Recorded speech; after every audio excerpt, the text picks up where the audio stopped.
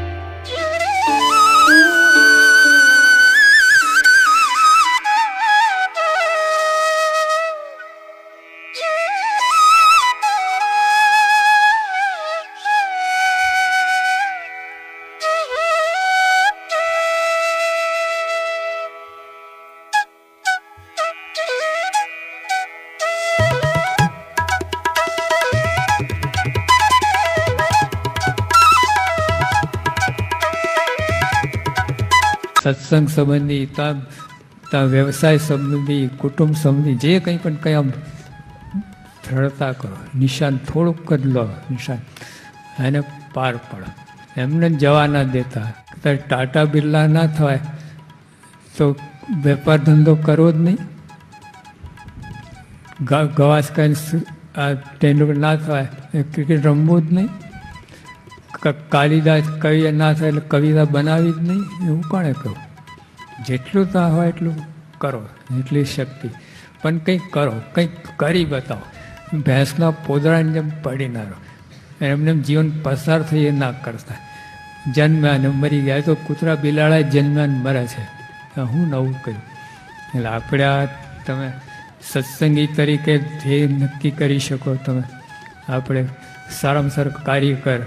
બાપાને બાપાને મનમાં ગમી જઈએ આપણે એવા કાર્ય કર.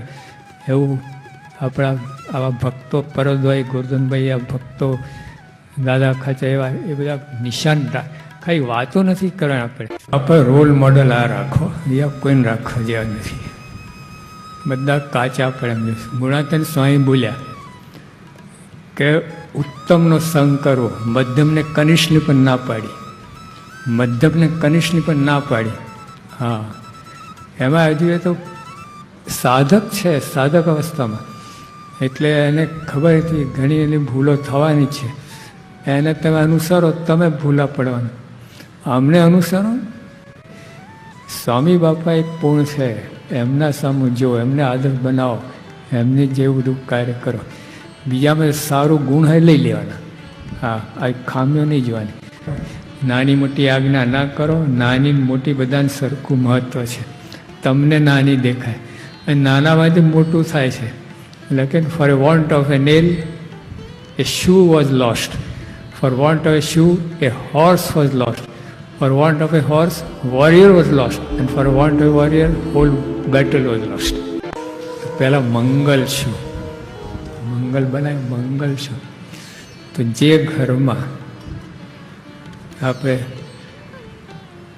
એકબીજા અંદર આનંદ હોય, શાંતિ હોય, સુખ હોય, આ તો અંદર ઘરમાં જે તો સ્મશાનનું વાતાવરણ હોય, ઉદાસ બેઠા હોય, એકબીજા ચીડિયો સ્વભાવ હોય, એકબીજાને થૂચ કરતા હોયેલા બિલાડીને ઉંદરની જેમ એ બધું ના. જે ઘરની અંદર સંપ હોય, સુરતભાવ હોય, સંવાદિતા, એકતા હોય, અંદર આ રીતનું આનંદ. તો આપણે પોતાને આવું મનમાં હોવું જોઈએ, મારા ઘરને આવું બનાવવું છે. તેમાં પોતાને ઘસાવવું પડે. હા, એમને નથી થતું. પોતાની મહત્વાકાંક્ષાઓ, ઈચ્છાઓ, તો એવું બધું કંઈ એને મૂકવું પડે. એકલ પેટાથીને એક બાજુ આપણે દોડી તોય ના ચાલે. અને કેટલું ન ગમતું એ કરવું પડે આપણે. ટૂંકમાં ભગવાન જેટલા અંદર આવે, આપણામાં આવે, ઘરમાં આવે, આપણામાં આવે. દરેકને એ ભાવના થાય, દીવ ભાવના થાય, એકબીજાને સમજી શકે, એકબીજાને આવો મહિમા હોય, એ ઘર કહેવાય. પોતાનો જો વિચાર આવે ને એટલે હકદાવાની વાત આવશે. પોતે પછી બીજાને ઘસાશે. જો તમે બીજાનો વિચાર કરશો તો તમે સેવાભાવી થશો, તમે ઘસાશો, ખમશો, બધું થશે. જ્યાં મા બાપ છે ને એ લોકો પોતાના બાળક એ પોતાનો વિચાર નથી કરતા, બાળકનો વિચાર કરે છે, એટલે બધું કરી શકે છે. એમાં આપણે પણ અંદર ઘરની અંદર આ રીતે સવારે વાત કરી એમ અત્યારે ગમે છે પણ એ દ્રઢતા કરો, મનમાં રાખો. આપણું ઘર છે, મંગલ બનાવવું છે. એને હક, દાવો, ફરજ એ બહુ આડું આવશે તમને. તે બધું 100% પર તૂટી જશે. હા, વાર નહીં લાગશે. જો હક દાવો પર ગયા તો બધું રહેશે જ નહીં. હક દાવો, ફરિયાદ આ બધું મટાડીને ફરજ ઉપર, પુત્રની મા બાપ માટે શું ફરજ છે, તમે ભાઈ સાથે શું ફરજ છે, ઘરમાં કુટુંબમાં શું ફરજ છે, તે એના ઉપર જાઓ, એ વિચાર કરો. પ્રમુખ સાહેબના જીવનમાં આ શીખવા જેવું છે. આખું જીવન એના ફરજ ઉપર જ ગયું છે. કોઈ હક દાવ ક્યારે સપનાય વિચાર નથી. ગર્વ અને ગૌરવ બે અલગ વસ્તુ છે. ગર્વમાં શું છે કે બીજાની અસ્થિ મટાઈને પોતાનું વ્યક્તિત્વ સ્થાપવું, બીજા ખલાસ કહી નાખવા, અને એ રીતે પોતે પોતાનો વિજય મેળવવો, એ ગર્વ. રાવણને અત્યારે બધા એ જ કરે છે ને બધું, અસ્તિત્વ મટાઈને. પણ આપણું શું છે, ગૌરવ કોને કહે, બીજાને જેમ છે ત્યાં રાખીને અને આપણું આગવું પોતાનું વ્યક્તિત્વ સ્થાપી દેવું, એ ગૌરવ. હા, બીજાને મટાડવાની જરૂર જ નથી. બીજા જે હોય અત્યારે તો બીજાને મટાડીને એમાં ગર્વ આવે, અહંકાર આવે, આખી પદ્ધતિ જુદી, એમાં આખું તો માનસિક સ્થિતિ પણ જુદી થઈ જાય. ખુન્નસ થાય, અંદર પેલું જનૂની થાય, એ બધું થાય. એ ગર્વનો રસ્તો છે. અને અસ્મિતા, ગૌરવમાં તો આવું કાંઈ નથી. શાંતિનો માર્ગ છે. અંદર શક્તિ બહુ પડી છે, બહુ જ પડી છે, સૂતેલી છે તો એકદમ આરામ કરે. અને જગાડવા માટે અસ્મિતાની જરૂર છે. કહ્યું તો બધા સાધનો હોય, જ્ઞાન હોય, માહિતી હોય કોઈ કાર્ય કરવાનું, પણ જો અસ્મિતા ના હોય તો જોઈએ એવું પરિણામ ના આવે. પણ જોઈએ એવું ના આવે. અને અસ્મિતા જાગે ને હવે કાંઈ ના હોય, હવે કોઈ, અને જે અંદરથી ધોધ છૂટે તમારે શક્તિનો, બધું કામ થઈ જાય. સ્વામિનારાયણ ભગવાન પ્રમુખ સ્વામી એ અમૃત છે, એના સંતાનો આપણે છીએ. હા, તો હવે પાછું લીંડો થઈ ગયા છે આપણે, પાછા સિંહ કઈ રીતે થવાય? એમને જોડાવો, મન કરો વચને આવા પુરુષની સેવા કરો. પ્રમુખ સ્વામી આવા સત્પુરુષની મન કરો વચને સેવા કરીએ આપણે.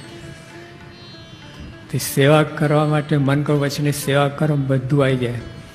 તો એના માટે શું જરૂર છે? અસ્મિતાની જરૂર છે. અસ્મિતા આપણા ઈષ્ટદેવની, ગુરુની, સંપ્રદાયની, ધર્મની, આપણા સિદ્ધાંતની, એ જો અસ્મિતા જાગે ને તો બધું સહેલું પડે. આપણે જાગ્યા કોને કહેવાય? જાગ્યા ક્યારે કહેવાય? આટલું જ છે. ભગવાનને અર્થે, સંસ્થાને અર્થે, સ્વામી બાપાને અર્થે આપણે કંઈક કરવાનો વિચાર આવે, કંઈક આપણું સમયદાન એની, આવો જો વિચારો અંતરથી, પ્રેમથી તમને આમ કહેવામાં આવે, કાગળ ભરી દો ફોર્મ, એ નહીં, અંદરથી તમને આવે. અને વાત સાવ સાચી છે. આ ભગવાન સંતે આ સેવા આપી છે કૃપા કરીને, એમને કોઈની જરૂર જ નથી.